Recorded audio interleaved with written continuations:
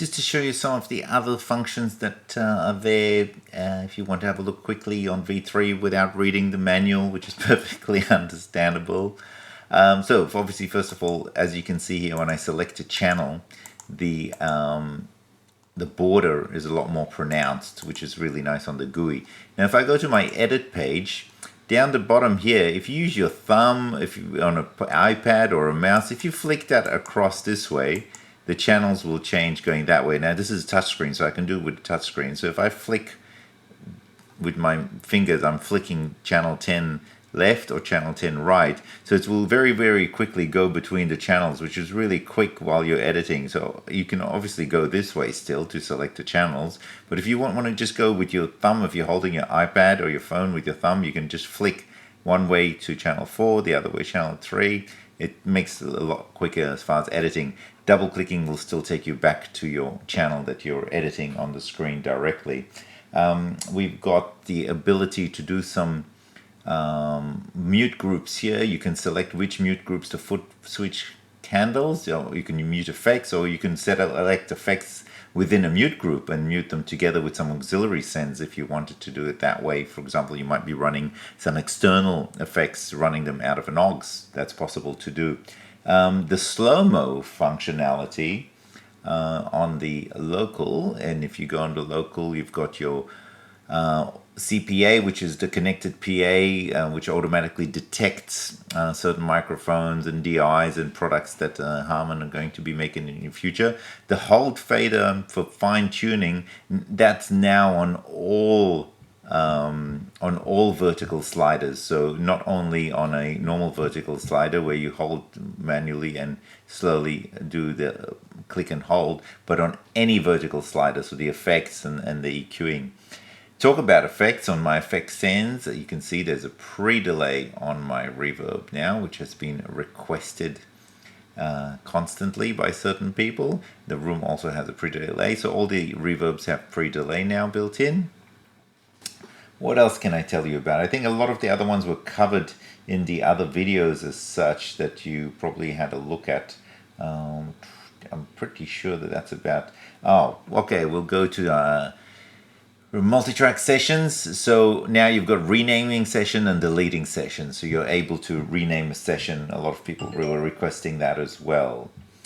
You can get that. You can go through the manual and go through this system and see VCA solos. Another nice new feature. Okay, if I go to my VCAs here, if I have a channel assigned to VCAs now, we'll go there, we go VCA, and let's do 1, 2, 3, 4.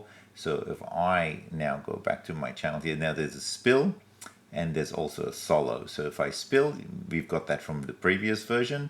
If I solo the VCA, you will get the mix of the VCA, because basically what happens is these channels will be soloed automatically, which is again a very nice feature to be able to do VCA solos.